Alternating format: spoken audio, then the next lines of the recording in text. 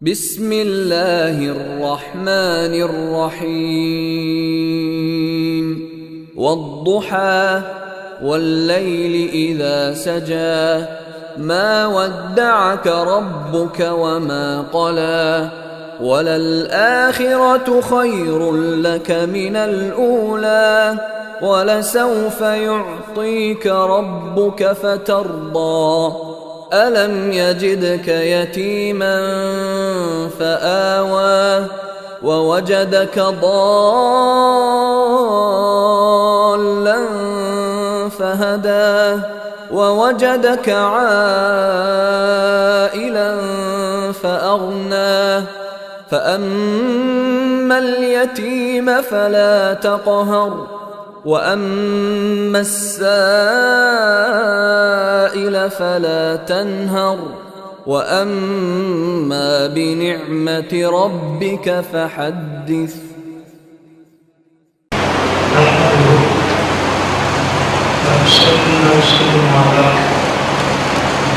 سيدنا ومولانا محمد رسوله النبي الأمين الحكيم الحكيم القرآن أما بعد أعوذ بالله من الشيطان الرجيم بسم الله الرحمن الرحيم فاعلموا أن الله غفور رحيم يا أيها الذين آمنوا اتقوا الله وابتغوا إليه الوسيلة وجاهدوا في سبيله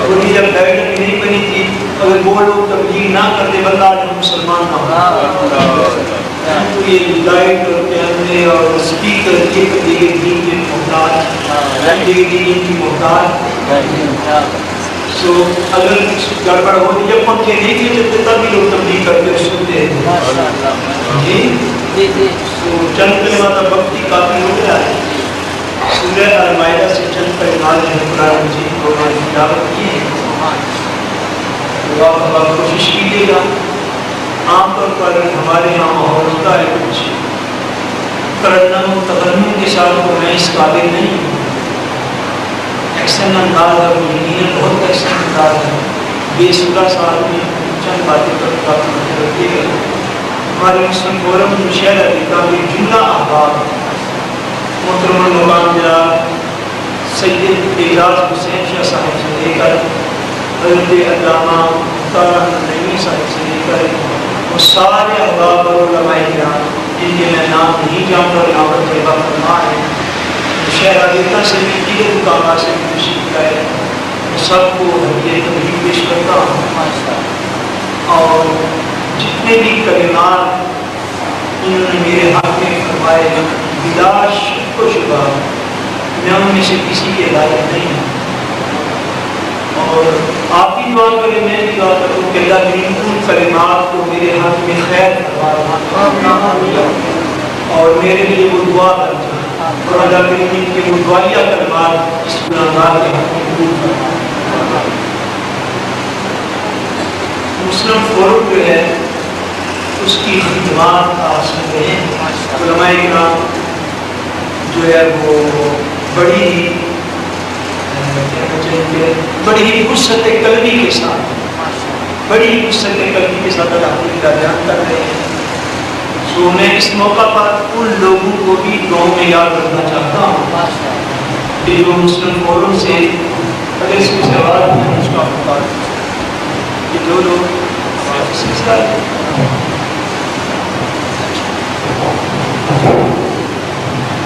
جو مسلم قوم سے ناروے کے اندر اٹیچ ہے اور ان کا خلوص اور ان کی محبت کا اظہار آپ کی زبانوں سے ہو رہا ہے تو میں علماء کرام کی موجودگی میں علماء حق کی موجودگی میں آپ کی دعا فرمائیے گا میں بھی دعا کروں کہ اللہ کریم ناروے کے اندر ہمارے مسلم قوم کے بھائی بہنیں دوست احباب جو بھی اللہ کی ان کے گھر جا کے اور ان کو سرکار دو عالم صلی اللہ علیہ وسلم کے دین پر مزید اشتغال ہوگا. ہم سب کو آمین.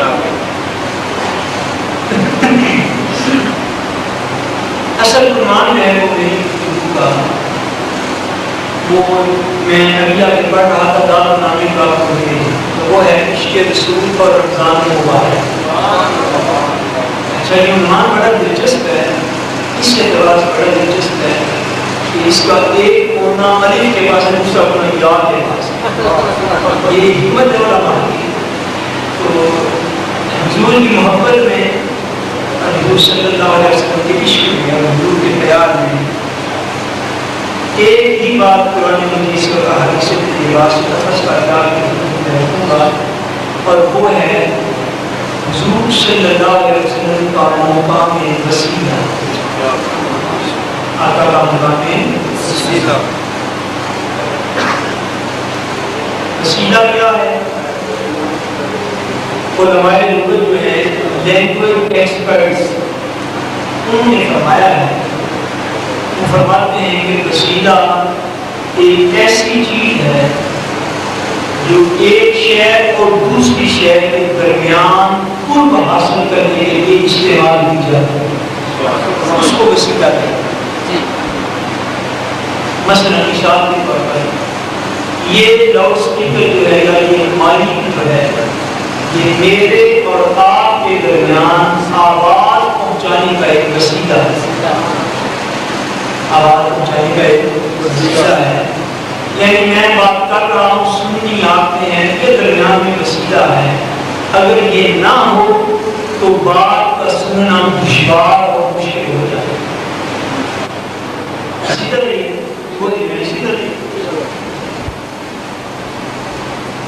جتنے بھی کائنات ہے اس میں میں اور آپ کہہ رہے ہیں, یہ کائنات کا سارا خارج یعنی باہر کا نظام اور سارا اندرونی نظام, یہ سارے کا سارا نظام میں بغیر تفصیلات نہیں ہے, بغیر اشارے پس کر دیتا ہوں. یہ سارے کا سارا نظام جو ہے یہ اسباب اور وسیلوں کے ساتھ قائم ہے. اگر وسیلہ نہ ہو, سبب نہ ہو, تو اسباب اور وسیلہ آپ نے آج تک سنا نہیں کسی سے کہ دنیا عالم اسباب ہے. دنیا کے عالم اسباب, یہاں پہ بغیر سبب کے بغیر وسیلہ کے اللہ کریم اس کائنات کو پیدا ہی نہیں فرمایا. یہ کائنات کا سارا نظام وسیلوں سے اسباب سے چل رہا ہے. ایک مثال دے کے میں بات کو سمجھانا چاہتا ہوں. ابھی رات میں مغرب کا ٹائم ہوا یا عشاء کا وقت ہوا تو آپ لوگوں نے گھر سے کھانا کھایا یا بازار سے کھایا یا شاہ صاحب کے پاس آ گیا, جس نے جہاں جہاں کھایا آپ لوگ کھانا تو کھا گئے ہوتے کہ گھر کو کیا ہے, گھر کو کھانا کھا کے آئے ہو. اچھا آپ کی چکر سے مجھے لگا کسی کو گھر میں کچھ نہیں ملا, سب کھانا کھا کے. اچھا آپ کھانا کھا گئے ہیں. اچھا اگر آپ کھانا کھا گئے ہیں تو کھانا کھا میں نے کھایا آپ نے کھایا, اس کا اگر ایک سبب, صرف ایک سبب یقین کریں وہ میں عرض کرنا شروع کروں کہ کتنے اسباب تھے پھر جا کے کھانا میرے اور آپ کے میرے میں پہنچا, تو شاید اگر میں تفصیل سے بیان کروں تو ابھی سے میرا پہلے کا شروع ہو جائے. میں نظام کائنات سمجھانا چاہتا ہوں جو میرے اور آپ کے رب نے ہمارے لیے قائم کیا. ایک کسان تھا, اس نے زمین کے اندر ایک بیج بویا تھا آج سے کئی مہینے پہلے. وہ بیج بونے پر تو قادر تھا ظاہر, مگر وہ بیج کو اگانے پر قادر نہ تھا. اس کے اندر اتنی طاقت نہ تھی جس کو اگا لیتا. وہ بیج بو سکتا تھا, اگا نہیں تھا سکتا. اس کا بیج زمین میں دفن کر دینا یہ پہلا وسیلہ, یہ پہلا سبب ہے دنیا میں اسے اختیار ہے. اس بیج کو پھلنے پھلانے کے لیے بڑھانے کے لیے اللہ کریم نے آسمان سے بارش کو وسیلہ بنا کے ڈال دیا. بارش تھوڑی دیر ختم ہوئی, پھر اللہ کریم نے سورج کی روشنی کو حکم کیا تم جا کے اسے گرمی اور ہیٹ پہنچا دیا. یہ تیسرا وسیلہ ہو گیا. آپ کو روٹی آپ کو رب نے کھلانی, کس کو کھلانی؟ بولیے ہمیں کھلانی. کس کو کھلانی؟ بولیے آپ کو کھلانی. کھانا ہمیں کھلانا ہے. ایک بندے کی ڈیوٹی لگا دی کہ حضرت انسان نے کھانا کھانا ہے, اب تم جا جا کے زمین میں اس کو ہو. پھر آسمان کی بارش کو حکم دیا آدم ذات نے پیدا کیا اور بھوکا نہ مار دے تو نیچے اتر, اب جا کے اس کے اوپر تازگی پیدا. بہت بڑی سورج کی روشنی کو حکم دیا میں نے انسان بھیجا تھا دنیا میں اس کو کھانا کھلانا ہے. اب تم تب بشر ہیٹ کے ذریعے اس کو جو ہے ہلکا پھلکا اس بیج کو کر. یہ سارے وسیلے ہیں کہ کوئی یہ اسباب ہیں کہ اسباب ہیں. اس کے بعد وہ بیج جو ہے وہ آگے پلا بڑا, پھر وہ کسان جو ہے وہ بازار میں اس نے کھاد دی جو اس نے لیا اس کے پیسے لیے پھر وہ کھیتوں میں لے رہا ہے. کھاد بیج یہ بھی ایک وسیلہ ہے اس پانی کا جو آج آ گیا ہے. اس کے بعد وہ ساری میڈیسن ڈال کے وہ سارا کچھ کر کرا کے 2-4-5 ماہ میں فصل تیار ہو گئی. اب تیار ہو گئی, کاٹنے کے لیے ہارویسٹر کی ضرورت پڑی.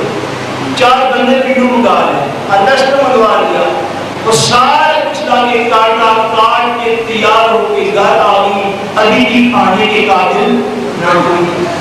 پھر آپ اس بندہ کو اٹھایا جا کے کسی چکی والے کے پاس, مشین والے کے پاس لے گئی, اس نے پیسا, پیس کے گھر لے کر پھر بھی کھانے کے لیے تیار نہ ہوئی. پھر آپ نے اپنی بیگم صاحبہ کو, اپنی ہمشیرہ صاحبہ کو, اپنی امی صاحبہ کو عرض کیا. انہوں نے پھر اس کو ایک لوہے کی چیز پر رکھا, پھر اس کے نیچے آگ کو جلا دیا, پھر اس کو گرمی دی, پھر اس کو پانی کی تری دی. میں کہہ رہا تھا فجر ہو جائے گی بلا میں کہ اس کے بعد تفصیل بیان کرو. حضرت انسان تجھے کھانا کھلانے کے لیے کتنا نظام قائم کیا ہو. ایک میرے بندے نے روٹی کھانی ہے, ایک میرا بندہ جو میں نے زمین پہ بھیجا اس نے روٹی کھانی ہے, بس کام اتنا سا. ایک وقت کس نے روٹی کھانی ہے, اس کے لیے خدا نے ساری کائنات کو اس کا خادم بنا کے کام میں لگایا. یہ روٹی کھائے گا, ساری کائنات کو کام میں لگایا ہوا ہے. آج کا دن آپ نے مینگو کھائے ہوں, مینگو کا سیزن ہے, آم کا سیزن ہے, پھل لگا درخت کے اوپر, اس کے اندر مٹھاس پیدا نہیں تھی ہو رہی.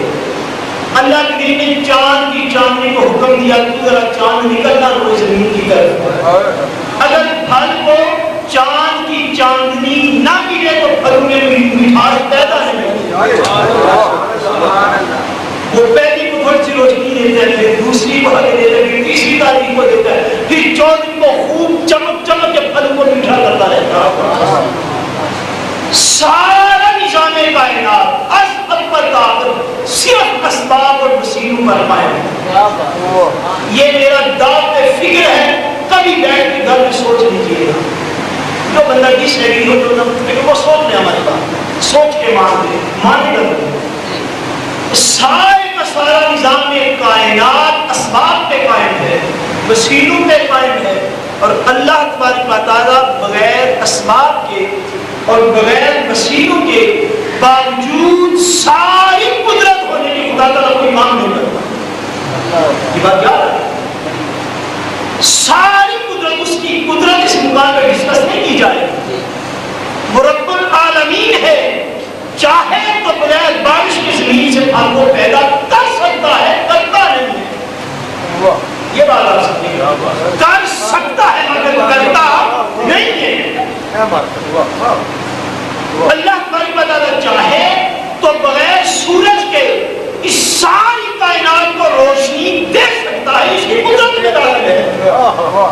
ان اللہ علی کل شیء قدیر. وہ ساری کائنات کو جیسے چاہتا ہے چلا سکتا ہے. وہ چاہے روئے زمین پر روشنی اور سورج کے بغیر زندگی کو قائم رکھ سکتا ہے. ہمارا عقیدہ ہے, ہم مانتے ہیں, مگر دوستو خالی ماننا نہیں, نظام کائنات کو سمجھنا بھی ہے کہ وہ چاہے تو بغیر سورج کی روشنی کے اس کائنات کو قائم رکھ سکتا ہے. یہ ایمان ہے, مگر بغیر سورج کے واسطے کے کائنات کو قائم رکھتا نہیں ہے. بغیر سورج کے واسطے سے کائنات اس میں زندہ اس روئے زمین پر سورج کی روشنی آج نہ پہنچے قیامت قائم ہو جائے پکی بات اس روئے زمین پر زندگی صرف سورج کے اس وسیلے کی وجہ سے قائم ہے فرمایا اسے شمس کفرت لوگوں ایک وقت آنے والا ہے کہ سورج بے نور کر دیا جائے اور جب وہ بے نور ہو جائے گا زندگی زمین پر ختم ہو جائے گا کیونکہ زندگی جو زمین پر موجود ہے اس کا وسیلہ سورج ہے اتنی بات کو آپ سمجھ میں انڈرسٹینڈ ہو گئے یہ وسیلہ اس سے آگے چلے ایک بس بات کر کے میں بات کروں اللہ تعالیٰ نے ہمیں پیدا فرمایا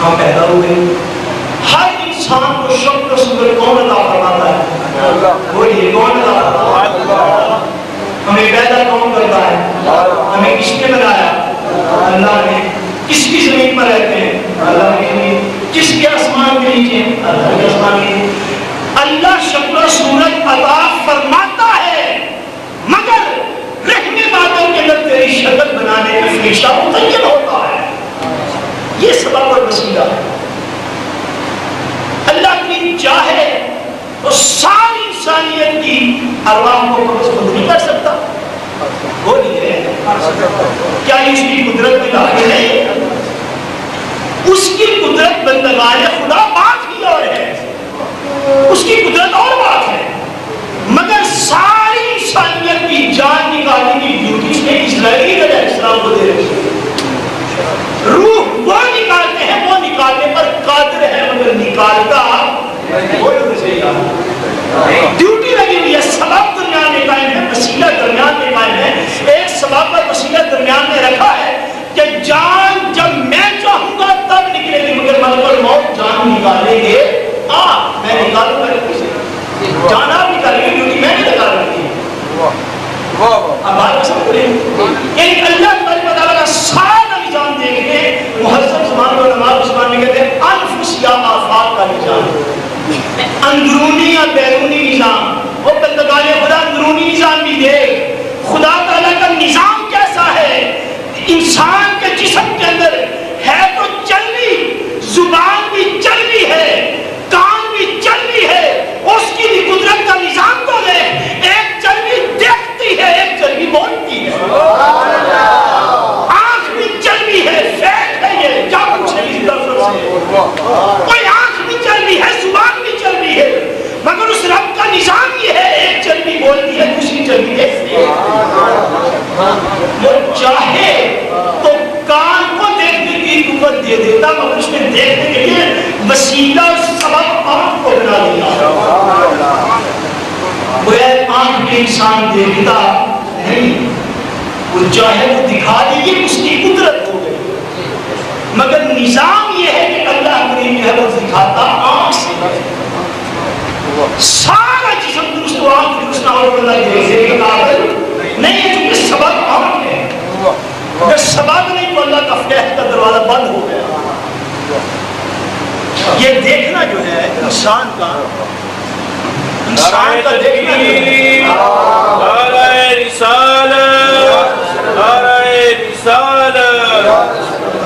انسان کا دیکھنا جو ہے یہ اللہ تبارک و تعالیٰ کی عطا و قدرت سے دیکھتا ہے مگر دیکھنے کے لیے آنکھ ایک سبب ہے آنکھ کیا بولیے سبب ہے اگر یہ سبب اور وسیلہ موجود نہ ہو بندہ دیکھنے کے قابل نہیں ہوتا درجنوں مثالیں سینکڑوں مثالیں اس بات کو سمجھ جاؤ کہ اللہ تبارک و تعالیٰ نے ساری کائنات میں انسان کی جان کو بچانے کے لیے اس کے جسم کو بچانے کے لیے اس کے جسم کو پرورش دینے کے لیے اس کے جسم کو کھلانے کے لیے پلانے کے لیے رزق دینے کے لیے لباس دینے کے لیے آنکھ کو روشنی دینے کے لیے کان کو سماعت دینے کے لیے زبان کو گفتگو کا سلیقہ دینے کے لیے اللہ نے سارے نظام میں ہر جگہ پر اسباب مقرر فرمائے ہیں وسیلے مقرر فرمائے ہیں سنی حضرات ایک بیج کو درمیان سے نکال کر انسان کے میدے تک پہنچانے تک سینکڑوں وسیلے ہیں ہزاروں وسیلے ہیں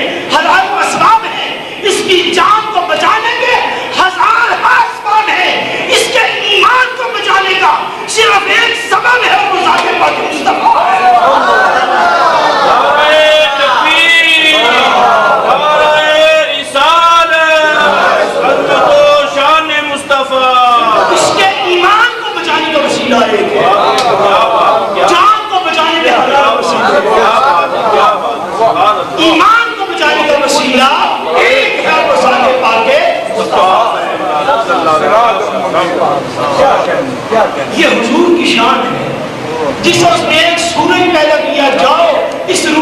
کو ظاہری طور پر روشن کرو.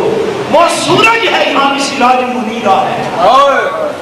وہ ظاہر چمک دیتا ہے, یہ روح کو چمکاتا رہتا ہے, یہ روح کو چمکاتا ہے اور ہمیشہ چمکاتے ہیں. یہ غروب ہو جاتا ہے نا, کبھی غروب ہو گیا, کبھی نکل آئے, کبھی غروب ہے, کبھی نہیں. وہ 24 گھنٹے نہیں, 24,000 گھنٹے نہیں, وہ ہر وقت چمکاتے رہتے ہیں. اس لیے کہ ایمان مسلمان کو اور انسان کے ایمان کو بچانے کے لیے وسیلہ مصطفیٰ فرمایا. مفسرین اس مقام پر فرمایا کہ یہ جو آیت پاک ہے نا, رسول اللہ اس کا آخری سے یہ علماء سے ربط بین الآیات, ربط بین الآیات فرمایا فَعْلَمُوا أَنَّ اللَّهَ غَفُورٌ رَحِيمٌ. اس آیت پاک سے فرمایا کہ جان لو اللہ بخشنے والا اور رحم فرمانے والا ہے. علماء فرماتے ہیں ربط بین الآیات یہ ہے کہ اللہ کے اس کے آگے فرما رہا ہے اگر میری بخشش اور رحمت دینا چاہتے طریقہ یہ ہے اتقوا الیہ الوسیلہ, کہ اللہ کی طرف کوئی وسیلہ تلاش کرو, اللہ کی طرف کوئی وسیلہ تلاش کرو. اور خدا اور بندے کے درمیان سب سے بڑا وسیلہ ذات پاک مصطفیٰ. اب حیرت مجھے یہ ہوتی ہے, بڑی حیرت ہوتی ہے لوگوں کی سوچ پر. بڑے بڑے ڈاکٹر بھی وہ غلطیاں کھا گئے, بڑے بڑے ڈاکٹر غلطیاں کھا گئے, اس میں بڑے بڑے دانشور غلطیاں کھا گئے کہ کائنات کا سارا نظام کو اسباب اور وسیلوں سے کرتا ہے. حیرت ہے, نہ سورج کی روشنی کے وسیلے کی منکر ہے, نہ چاند کی چاندنی کے وسیلے کی منکر ہے, کسی بھی چیز کے منکر نہیں ہوتے. جب بھی منکر ہوتے معلوم حضور کے وسیلے منکر ہو جاتے ہیں. یہ ساری کائنات کا اسباب یہ ہے کہ حضور کے کوشش کھا کے درجمون میں اس لیے کے پاس تو اس کو کلمہ پڑھائے گا, پڑھو لا الہ الا اللہ محمد رسول اللہ. تھوڑا دائرے کو اسی کریں, اہل سنت کے پاس یہی کلمہ پڑھائے گا, وہابیوں کے پاس وہی پڑھائے گا, شیعہ کے پاس یہی کلمہ پڑھائے گا. اس سے اگر آپ دوسرے اختیار کر لیں, پاکستان میں کوئی بندہ مومن ہو کلمہ بولے کلمہ, ناروے میں کوئی مومن ہے جیل میں جائے چیز دینے کے لیے جائے گا, بتا الحمدللہ وہاں کے شخص کو مسلمان کرنے کی سائے ہوئی. آپ ناروے میں کسی کو مسلمان کرے تو ناروے میں کی کلمہ بولے کلمہ, کوئی امریکہ میں مسلمان کرے گا کلمہ, سعودیہ میں کرے گا کلمہ, یہی ہے بھائی کلمہ صرف ایک ہی ہے اور یہ کلمہ سب سے بڑھ کر وسیلہ ہے. ایک طرف یہ شخص ہے, اس کا نام جو بھی آپ رکھیں غیر مسلم, یہ شخص غیر مسلم کھڑا ہے, آپ سمجھیں یہ حد رکھیں, یہ بارڈر ہے. اس طرف کفر ہے نہیں, کفر کو کس طرف رکھتے ہیں, اس طرف کفر ہے, اس طرف ایمان ہے, یہ بارڈر ہے. اس طرف کفر ہو گیا, اس طرف ایمان, بندے نے وہ بارڈر کراس کرنا ہے. کراس کرنے جب اس نے کفر سے ایمان میں داخل ہونا ہے نا, داخلے کا وسیلہ ہے لا الہ الا اللہ محمد رسول اللہ. اب کفر سے ایمان کا نتیجہ یہ ہے کہ جب کافر تھا تو جہنمی تھا, کافر تھا تو کیا تھا, جہنمی. یہ بارڈر کراس کرے گا تو کیا ہو جائے گا, جہنمی ہو جائے گا. یہاں تھا تو بد عقیدہ تھا, بارڈر کراس کر کے آ جائے گا تو کیا ہو جائے گا, خوش عقیدہ ہو جائے گا. یہاں تھا تو بدکار بھی تھا, زانی بھی تھا, شرابی بھی تھا, سود بھی کھاتا تھا, سب کچھ کرتا تھا. بارڈر کراس کر کے آ جائے گا تو نیک ہو جائے گا, متقی ہو جائے گا, پرہیزگار ہو جائے گا, نمازی ہو جائے گا, روزے دار ہو جائے گا, حاجی ہو جائے گا, اقرار کرنے والا ہو جائے گا. یہ سارا کچھ. اب یہ درمیان میں بارڈر ہے مولا, یہ بارڈر کراس کیسے کرے. یہاں پر حضرت صاحب ہی نماز پڑھتے ہیں, ایک شخص اندر آئے, وہ کافر تھا, وہ کہتا ہے میں بھی کھڑا ہو جاتا ہوں, کھڑا بھی ہوں گا, رکوع بھی کروں گا, سجدہ بھی کروں گا. سارے عالم اسلام میں بھیڑ, داد تک کر دے رہا ہوں, سارے عالم اسلام میں بھیڑ رمضان آ رہا ہے. ایک شخص کافر ہو, صبح سے لے کر شام تک بھوکا رہے, سحری سے لے کر افطاری تک بھوکا رہے, اور ایک شخص مومن ہو, سحری سے افطاری تک بھوکا رہے, اور دونوں بھوکے بھی رہے. کھایا اس نے بھی نہیں, کھایا کس نے بھی نہیں, پیا کس نے بھی نہیں, پیا کس نے بھی نہیں, اور دونوں بھوکے بھی رہے, پیاسے بھی رہے, سارا کچھ ہوا. مگر شام کو سارا آدمی اس طرح فتویٰ دیتا ہے کہ یہ جو بھوکا رہا اس کی بھوک خالی بھوک اور پیاس ہے, مگر یہ جو بھوکا رہا اس کا بھوکا رہنے سے جنت کا حقدار بنا.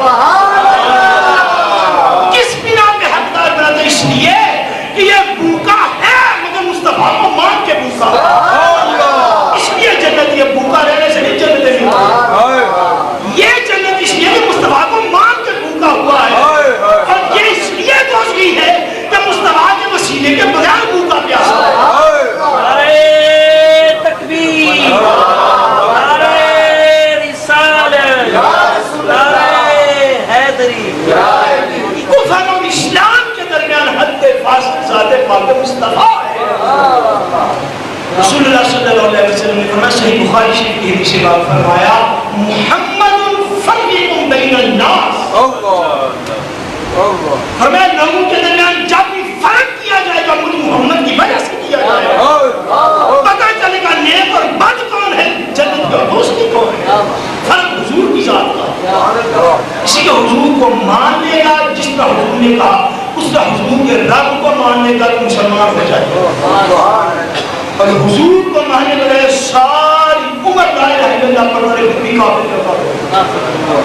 اس لیے کہ عیسائی اور یہودی میں ابھی بھی وہ طبقات موجود ہیں جو اللہ کو ابھی ایک مانتے ہیں مگر مومن نہیں ہوتے، اس لیے کہ حضور اللہ اور اللہ کی مخلوق کے درمیان وسیلہ اعظم ہے، وسیلہ اعظم ہے، اور اس وسیلے کا معذرت انکار کر دینا، اس وسیلے کا انکار کر دینا تو بندے کو دوزخ بھی تو پھینک سکتا ہے، اللہ کی رضا دے سکتا نہیں۔ دو حدیثیں بات بس کرتا ہوں، اس سے زیادہ ہے۔ حضور صلی اللہ علیہ وسلم کے امر مبارک سے یہ ثابت ہے کہ دعا کرتے ہوئے مصطفیٰ کریم نے خود اپنے رب کریم کی بارگاہ میں اپنا وسیلہ دیا۔ دعا حضور کرتے ہیں، حضور کو یہ مسئلہ نہیں تھا میرا رب سنتا ہے سب نہیں، صحابہ کو یہ مسائل نہیں کیا کہ یہ استدلال باطل جب کیے جاتے ہیں، صحابہ کو نہیں کیا تھے، صحابہ کو نہیں مطلب وہ سنتا ہے، سب کی سنتا ہے، وہ سنتا ہے، اس میں کس کو شک ہے، مگر آتا نے جو طریقہ اختیار کرنا ہے، جب حضور نے بھی چاہا میرے رب کی رحمت جلدی کرائی بننا، حضور نے اس میں اپنا وسیلہ اپنے مولا کی بارگاہ میں رکھا۔ پڑھیے حدیث پاک سیدہ فاطمہ بنت اسد، سیدہ فاطمہ بنت اسد رضی اللہ تعالی عنہا حضور کی چچی جان، اور وہ والدہ محترمہ ہیں مولا سیدنا علی المرتضیٰ رضی اللہ عنہ، ان کی والدہ محترمہ حضرت سیدہ فاطمہ بنت اسد رضی اللہ عنہ، ان کا وصال ہے۔ آقا دو جہاں صلی اللہ علیہ وسلم نے ان کو جنت البقیع میں دفن فرمایا۔ جنت البقیع میں جائے اب بھی آپ کی مزار مبارک کا نشان موجود ہے۔ جنت البقیع میں تشریف لے کے مدینہ منورہ کا قبرستان فرمایا یہاں پہ قبر کھودو، قبر کھودی کی جنازہ ہوا، جنازہ پڑھ کے آقا دو جہاں اپنی چچی جان کی قبر کی سرحانے رکھا باطن، اور حضور خود اپنی چچی جان کی قبر میں لیٹ گئے، حضور اپنی چچی جان کی قبر میں لیٹے ہوئے اپنے رب کریم کی بارگاہ میں دعا کرتے ہیں۔ آقا دعا کرتے ہیں اپنے رب کریم کی بارگاہ میں اغفر امی فاطمہ بنت اسد ولقنها حجتها ووسع عليها دخلا بحق نبيك والانبیاء الذین من قبلی۔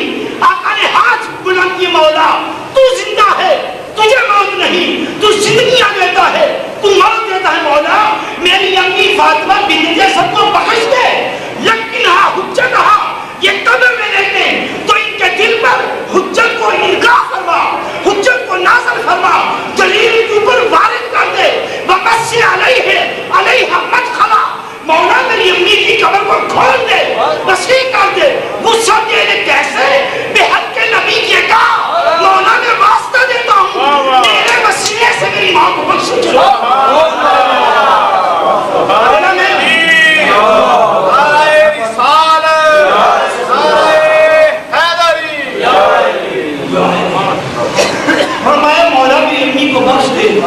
بحق نبی کے اپنے نبی کے واسطے سے بخش دے، والانبیاء الذین من قبلی، مولا جو مجھ سے پہلے سارے انبیاء گزرے، از آدم تا عیسیٰ، میں ان کا بھی واسطہ دیتا ہوں، مولا ان کے صدقے سے میری امی کو معاف کر۔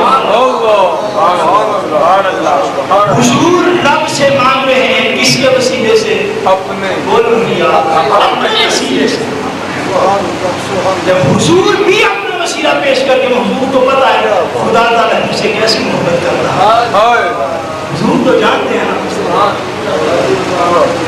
حضور جانتے ہیں حدود طائر سدرہ، حضور جانتے ہیں، حضور کو پتا ہے ان کا رب سے کیسا پیار فرماتا ہے۔ آگے تو ہم اپنا وسیلہ پیش کریں، ایک اور حدیث بات بڑی معتبر حدیث بات کو بیان کر کے تو میں بات کو جب وہ ختم کر دے تو 10 منٹ کے اندر اور یہ جو حدیث بات میں عرض کرنے لگا یہ جامع ترمذی شریف کے اندر بھی ہے، سنن ابن ماجہ شریف کے اندر بھی ہے اور مستدرک بالحاکم میں بھی ہے، دیگر کتب کے اندر بھی حدیث بات آقا غالب صلی اللہ علیہ وسلم کی بارگاہ میں ایک نابینا شخص حاضر ہوئے جو آنکھوں سے دیکھ نہیں تھے سکتے، وہ حاضر ہوئے حضرت عثمان بن حنیف رضی اللہ تعالیٰ عنہ کی روایت فرماتے ہیں، آپ فرماتے ہیں نابینا حاضر ہوئے اس کو یا رسول اللہ وہ یہ صلی اللہ مجھے واسطہ صلی اللہ اس کو یا رسول صلی اللہ علیہ وسلم حضور میں نابینا مجھے آنکھوں سے نظر نہیں آتا، آپ دعا فرما دیں اللہ کریم میری آنکھیں درست کر دیں، میری آنکھیں درست کر دیں۔ آقا ارشاد فرماتا ہے کہ حضور کا جواب سے آقا فرماتے ہیں اگر تم چاہو تو میں دعا کر دوں، اگر تم چاہو تو میں دعا کر دوں، اگر تم چاہو تو میں دعا نہ کروں، اس لیے کہ تمہارے حق میں نابینا رہنا بہتر ہے۔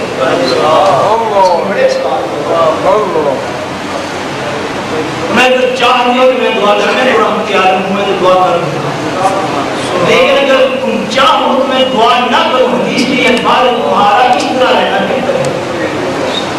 اس سے ایک چھوٹا سا سبب بھی سنتے جائیے، وہ یہ ہے کہ بندہ بڑا کچھ مانگتا ہے، اپنے مالک سے بڑا کچھ مانگتا ہے، مگر وہ چیز نہیں دی جاتی کہ اس کے حق میں شر یا نوٹ فرمانے کے ساتھ ہر بات جو بندہ مانگتا ہے اس کے حق میں خیر نہیں ہوتی، بعض کا بندہ شر مانگ رہا ہوں اس کو پتہ نہیں ہے۔ انہوں نے آجا میں عذر بھی ہے وہ عرض کر دیا، عرض نہیں آج کرتا ہے یہ آنا ہوتا ہے، مسجد میں آنا تھا، نماز پڑھنی ہوتی، باہر نکل ہوتے گھر سے، میرے گھر میں بھی ایک بھی فرد ایسا نہیں ہے کہ میرا بازو پکڑ کے کہ میں بڑا مجبور آ گیا، آپ دعا فرما رہے ہیں۔ آقا نے فرمایا اچھا کہ یہ بات ہے تو اس طرح کرو کہ یہ اس طرح کرو کہ یہ تم جا کے اچھی طرح وضو کرو، 2 نفل پڑھو، 2 نفل پڑھ کے میں دعا سکھاتا ہوں، وہ دعا پڑھو اور دعا پڑھ کے پھر اللہ کریم کی بارگاہ سے میرے پاس آ جانا۔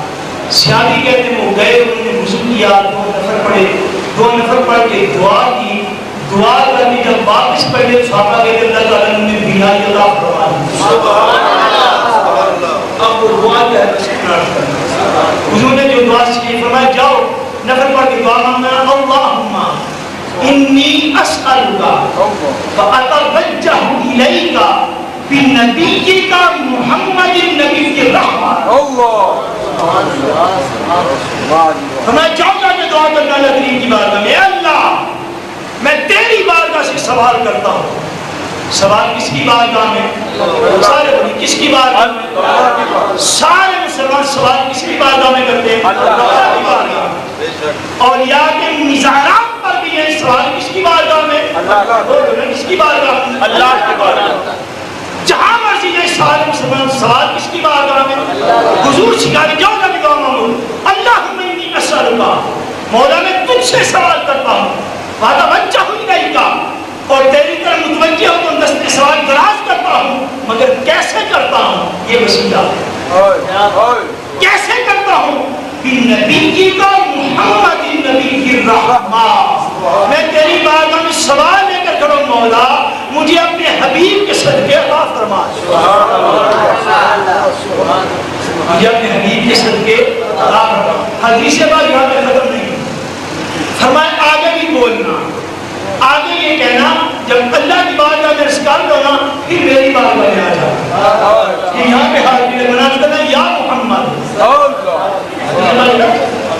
حضرت کرنا یا محمد انی قد توجہت بک الی ربی فی حاجت ہذہ لتقضی اللہم فشفعہ فیہ، حضرت کرنا یا محمد میں آپ کی بارگاہ کی طرف متوجہ ہوتا ہوں، پہلے رب سے مانگ رہا تھا، توجہ ادھر تھی، اس لیے کہ یہ وسیلہ اعظم ہے، یہ کائنات میں سب سے بڑھ کر رب کے اور مخلوق کے درمیان وسیلہ ہے، تو میں پھر یہ کہنا حضور سکھا دے یا محمد انی قد توجہت بک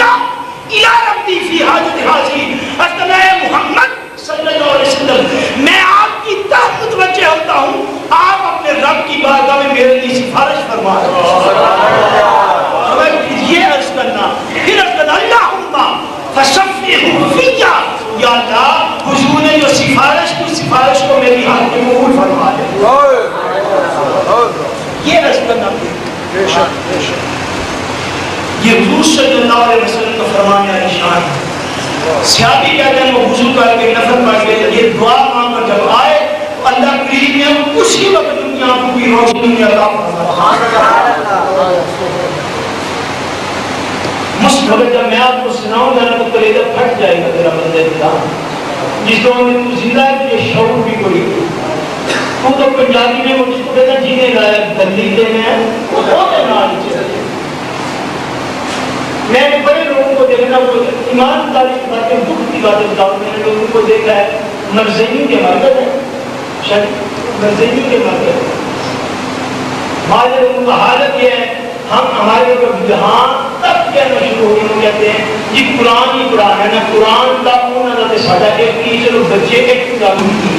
اسی طرح علامہ ابن تیمیہ کی کتاب میں بھی موجود ہے اسی حوالے کے ساتھ.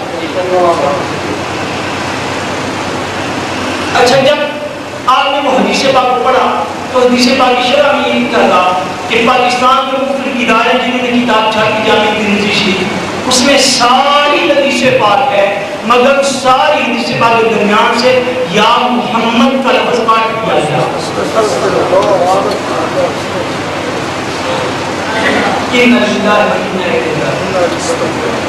امت کے اندر بددیانتی علمی بددیانتی اتنی بڑھ چکی ہے آپ کو مجھے کیا خبر اس بات میں. ہمیں تو پتہ نہیں سب ایسے کہتے رہتے صرف خالی اہل سنت کے پاس آئے. آپ کو مجھے شعور بھی نہیں باتوں کا. بھائی 10-12 گھنٹے دکان کرے گی کاروبار کرے گی ملازمت کرے گی اس کے بعد شعور لینے اور دینے کا وقت ہی کہاں ہے. دن کے تو 24 گھنٹے ہوتے ہیں اس کے بعد 26 یا 28 پر رہتے ہیں. حضور صلی اللہ علیہ وسلم کے فرمان پر مشتمل یہ حدیث پاک بیروت کی ایک کتاب سے چھپی وہاں سے یا کا لفظ وہاں سے بھی روایت ہے. آقا دو جہاں صلی اللہ علیہ وسلم کی شہر مدینہ طیبہ پر اور شہر مکہ مکرمہ پر آج سے 125 سال پہلے جن لوگوں نے قبضہ کیا جن کا قبضہ آج تک برقرار ہے یہ وہ فکر ہے یہ وہ سوچ ہے کہ جنہوں نے ترکی کے لوگ مسلمان جہاں پہ یا محمد دکھ کے گئے تھے لوگوں نے مسجد نبوی سے بھی یا محمد کو مٹا کے رکھا. بہت سی جگہ پر محمد کا مجید بنایا گیا اور بہت سی جگہ پر یا محمد کے نیچے والے 2 نقطے کاٹ کے پھینک دیے گئے. یہ ایک فکر ہے یہ ایک سوچ ہے یہ ایک نظریہ ہے اور وہ نظریہ آگے بڑھتے بڑھتے یہاں تک بڑھ گیا تھا. وہ حضور کے فرمان یاد رکھو قرآن کی لفظی حفاظت اس کا ذمہ اللہ کریم کے ذمہ کرم پر ہے مگر حضور کی احادیث کی لفظی حفاظت اس کا ذمہ حضور کی امت کے ذمہ ہے. اس کا ذمہ خدا نے نہیں اٹھایا حضور کی خط اس پر فرمایا.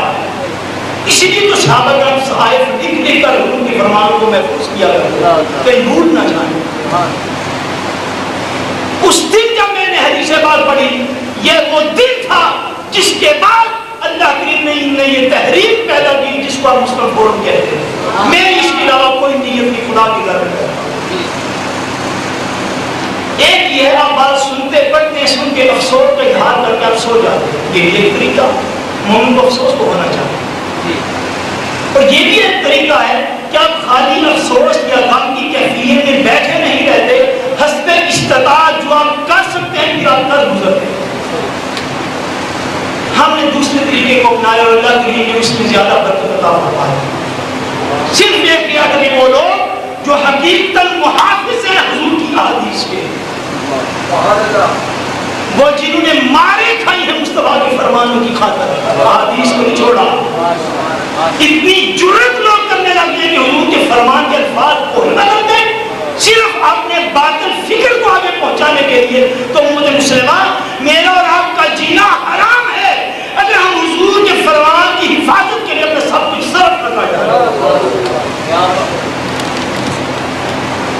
میں اس کے بعد ایک شب برات کا پروگرام تھا میں پاکستان آیا تو میں نے پہلی دفعہ یہاں پہ اناؤنس کیا تحصیل گجرات کے لوگوں والے اور پہلے 3 سال 2003 2007 سے لے کر 2010 تک پہلے 3 سال میں کبھی وہاں ناروے میں آپ نے کسی دوست کو بھی اس منصوبے کا تعارف نہیں کروایا، اور اللہ کا فضل ہے پہلے 30 سالوں میں بھی لاکھ روپے کی کتب وہاں سے آگے روک لی کر سبحان اللہ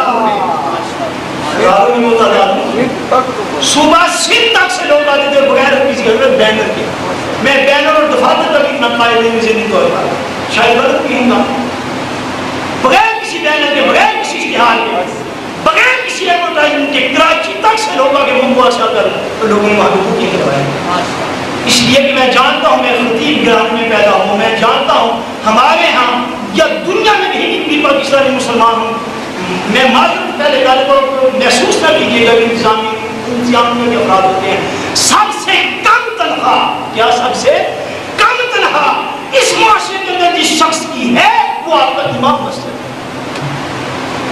شاید اب پاکستان اسکول کا چوکیدار اس سے زیادہ لیتا ہو، شاید درجہ جہالت کا ملازم اس سے زیادہ تنخواہیں پاتا ہو، اور 10-12 ہزار روپیہ وہ بندہ بال بچہ پالے، وہ بندہ ٹیوشن دے، وہ بندہ بیمار ہو گیا تو علاج کروائے تو تم جا کے کرنے کو کیا کرے گا 10-12 ہزار. اور حضور کی امت کے یہ خادم اور حضور کے دین کے یہ خادم اور حضور کے دین کا پرچار مشکلات کا شکار ہونے کے باوجود حضور کی عظمت کا جھنڈا اٹھانے والے یہ خادم یہ وسائل کی وجہ سے مطالعہ نہ کر سکے تو باطل کا مقابلہ کیسے کیا جائے گا؟ فوجی باجر کے اوپر کھڑا ہو، اسلحہ نہ ہو، خودکشی ہے، امام منبر رسول پہ بیٹھا ہو، مطالعہ کے بغیر بولے سب سے بڑی خودکشی ہے. تو مطالعہ کرے گا کیسے؟ کتاب ڈالنے کے پیسے نہیں اس کے پاس، پیسے نہیں ہوں گے تو لوگوں کو دین کیا پہنچائے گا؟ لوگ خود ہی جمعے میں آخری 5 منٹ میں آئیں گے، جمعہ پڑھ کے چلے جائیں، لیٹ آئے پہلے چلے گئے. یہ ہمارا قومی نشان ہے، لیٹ آئے جمعے پہ اور پہلے اس کے چلے گئے. اس عزم کو لے کر اللہ اور اس کے رسول کی مدد کے ساتھ ہم نے یہ شروع کیا تاکہ تاجر کائنات صلی اللہ علیہ وسلم کی فرمان کی حفاظت کرنے والا جو طبقہ ہے اس کا جو علمی کام ہے وہ کسی نہ کسی طریقے پر امت کے افراد تک پہنچتا رہے جن کی آگے سرکار نے ڈیوٹیاں لگا رہی. حضور کا کرم ہے اور ان علماء کرام کی دعاؤں کا نتیجہ ہے. آج آپ دیکھ رہے ہیں وہ حدیث پاک کی وہ جو بدبخت نے وہ الفاظ کاٹ دیے وہ میری وہ ہماری نہیں ہے کہ ایسے اگر میں آپ کو علماء کرام تشریف فرمایا اللہ کی کرنے کی کوشش کرتا ہوں. یاد جاؤ حق جاؤ جاؤ حق کتاب میں حضرت مفتی احمد یار خان صاحب نے ان کی کتاب ہے جاؤ حق، یہ سامنے پڑھی ہے. میں آپ کو اس سے اگلی بات حضرت بتانے والا ہوں جن احادیث سے حضرت مفتی صاحب نے یہ ایک بڑی عظیم شان کتاب ہے، کبھی آپ پڑھیے گا آپ آئے عظیم شان کتاب ہے. اس جوہر حق کتاب میں حضرت مفتی صاحب نے احادیث سے استدلال کیا. اب ہمارے کچھ دوست ہیں سیدھا مسلم لوگ ماشاء اللہ وہ جوہر حق کی تخریج کر رہے ہیں. یہ بات انہوں نے مجھے بتائی کیونکہ مجھے ان پر اعتبار اس کی میں آگے اس کا رہا ہوں. یہ جوہر حق میں حضرت جن احادیث سے حضرت مفتی صاحب نے استدلال کیا تھا جوہر حق میں وہ احادیث اس وقت جو سیاستہ چھاپ رہی ہے ان کی تعلق میں نہیں ملتی. زور لگا لو جاؤ سیاستہ چھپ رہی ہے وہ کہتے ہیں تخریج کرنے میں اتنی مشکل ہو رہی ہے کہ وہ احادیث جو حضرت مفتی صاحب استدلال کیا تھا جو آج سے 50 سال پہلے کتب احادیث میں موجود تھی اب وہی حدیث کی کتابیں کھولتے ہیں کتاب موجود ہے حدیث موجود ہے. اس کے بعد بھی سوچ رہے ہیں گھروں میں اس کے بعد بھی آپس کے اختلافات کی بنیاد پر محفلیں جماعت کریں گے کیا کریں گے اہل حق ایک دوسرے کا مقابلہ کریں گے حق والے آپس میں لڑ رہے ہیں جنہوں نے حضور کی دین کا دفاع کرنا تھا وہ آپس میں لڑ رہے ہیں. آقا دو جہاں صلی اللہ علیہ وسلم کے فرمان کا دفاع وہ جس شخصیت سے بھی ہو رہا ہو مسلم ہو اپنا پیغام سن لو. ایک ہی پیغام ہے کہ وہ شخص انعم اللہ علیہ من النبیین والصدیقین والشہداء والصالحین وہ شخص نہ جو نہ گستاخی اولیاء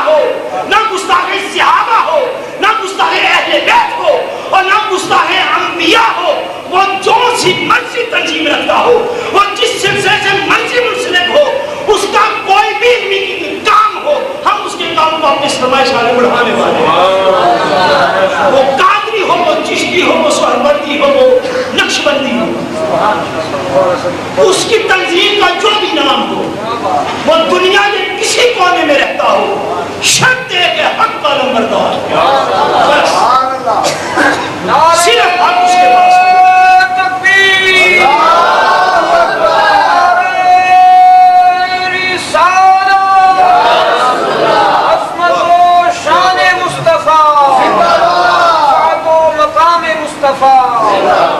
حیرت ہوتی ہے اس بات پہ، نماز سے لے کر نماز پڑھنے کے طریقے تک ہم بھی رفع یدین نہ کریں، دوسرے ہمارے باپ بھی رفع یدین نہ کریں، ہم بھی آمین آہستہ کہیں، دوسرے بھی آہستہ کہیں. حیرت ہوتی ہے، سلسلے بھی ایک ہیں، مسلک بھی ایک ہے، فقہ وہ بھی ایک ہے، مسلک اہل سنت بھی ہے، فقہ حنفی بھی ہے، سلسلہ محبت طریقت بھی ایک ہے، مگر قادری قادری سے لڑ رہا ہے، نقشبندی نقشبندی سے لڑتا ہے، چشتی چشتی سے لڑ رہا ہے، سہروردی سہروردی سے لڑ رہا ہے. کس بات کا جھگڑا ہے؟ جو لوگ قرآن سے لے کر نماز میں آہستہ آواز سے آمین کہنے تک سارے معاملات میں ہم ایک ہیں. جاؤ بڑے بڑے قائدین سے پوچھ لو، جاؤ ان کے دروازے جا کے کھٹکھٹاؤ، اور لوگوں تم نے ان کے پجاروں کے طواف کیے ہوئے ہیں، تم نے انہیں فرد دیے ہوئے ہیں، تم نے انہیں جانیں دی ہوئی ہیں، زندگی دی ہے، سارا کچھ دیا، تمہارا حق بنتا ہے. نہ کسی کی مریدی متاثر ہوگی، نہ کسی کا ممبرشپ فارم متاثر ہوگا. جاؤ جا کے پوچھو کہ حضرت صاحب وہ بھی سنی ہے، ہم بھی سنی ہے، ہم آپس میں مخالف کس بات کے؟ کیا مخالفت ہے آپ کی ایک دوسرے کے ساتھ؟ صرف نفس امارہ کی مخالفت نکلے گی، کچھ نہ نکلے گا درمیان سے. صرف ایک ہی بات نکلے گی، اس نے مجھے یہ کہا تھا تو ہم اس کی طرف نہیں جاتے. مولا علی کو اس پر بھول گیا، مولا علی کا کر کے سینے پہ سوار قتل کرنا چاہتے اسے میدان جنگ کے اندر. وہ آپ کی اس لیے کہ مجھے جلدی قتل کرتے ہیں، نہ زیادہ آپ کی گستاخی توہین کرتا ہے، تھوکنا چاہتا آپ کے چہرے پر. جب کوشش کی مولا علی چھڑا ہوا کے پیچھے ہٹ گئے، کھڑا ہو گیا. مولا علی سے کسی نے پوچھا مولا علی آپ کیوں پیچھے ہٹے تھے چھلانگ لگا کے؟ مولا علی نے فرمایا یہ کہ اس کی گستاخی کی بنا پر میرے دل میں اپنی ذات کا غصہ آ گیا تھا. تو میں تو قتل کو اللہ کی رضا کے لیے کرنا تھا. جب اپنی ذات کا غصہ آیا علی چھلانگ لگا کے پیچھے ہو گیا، جا دفع ہو جا. علی کی تلوار اگر اٹھے گی تو اللہ کی رضا کے، سبحان اللہ، اگر نہ اٹھے گی پھر بھی اللہ کی رضا کے، اپنے نفس کے لیے کچھ نہیں. ہم تو اپنے نفس کی جنگ ڈال ڈال کے اس کے اوپر دین کا میک اپ چڑھا چڑھا کے خدا کی مجھ خدا کا خوف ہونا چاہیے. اس لیے ہمیں کہا جو جس سلسلے سے بھی تعلق رکھتا ہو، جس جماعت پارٹی سے تعلق رکھتا ہو، جس جماعت کا بھی قائد ہو، بس ایک ہی شرط ہے، نہ گستاخ اولیاء ہو، نہ گستاخ صحابہ ہو، نہ گستاخ انبیاء. اگر ان میں سے کوئی گستاخی کر دے پھر وہ خود لائن سے اترا ہوا ہے، ہم اس کی کتابیں میں چھوٹی سی بات، وہ خود ہی لائن سے اترا ہوا تو خود مریض ہے بیچارہ، اس کو خود ہدایت کی ضرورت ہے. تو مریض کی آگے پڑیا دوسرے کو دے دیتا کہ دوسرا بھی مریض ہو جائے، وہ تیسرے کو دیتا کہ تیسرے کو بھی وہ مرض کرتے ہیں. یہ مرض تو بہت زیادہ پھیل جائے. اس لیے ہم نے کہا ہے ہمارا ایک ہی موٹو ہے، نبی کا جو غلام ہے حضور کے حق کی سچی غلامی کر. تو آپس میں جو کر رہے ہیں میں بچپن سے دیکھ رہا ہوں، اس کے بعد اب خیر تو اللہ ہی ہے، نازل کرے تو کرے. آپ لوگوں کو جہاں سے علم دین میسر ہے اس طبقے کی قدر کریں، اور جس جگہ سے سرکار کا پیغام پورا مل رہا ہو، کچھ بدیانت اس مسئلے پر بیٹھ کے دعا کریں. دور بڑا نازل آتا ہے. حضور کی حدیث کو اپنی تبلیغ کی کینچی سے لوگ کاٹنے لگ گئے ہیں، اور امتی ہے کہ امتی کو فیس بک پہ بے حیائی دیکھنے سے فرصت ہی کوئی. امتی ہے کہ اس کو اسکائپ اور یوٹیوب کے علاوہ فرصت کوئی نہیں بچی کسی کام. تو بچا بچا کے نہ رکھ پیچھے، تیرا آئینہ ہے وہ آئینہ جو شکستہ ہو تو عزیز تر ہے نگاہ آئینہ سا. اللہ کریم آج کی میرے سب کی ہم سب کا خاتمہ ایمان فرمائے. اس مرکز کو دیگر مراکز اسلامی جہاں جہاں ہے اللہ کریم سب کو آباد فرمائے. وما علینا الا البلاغ.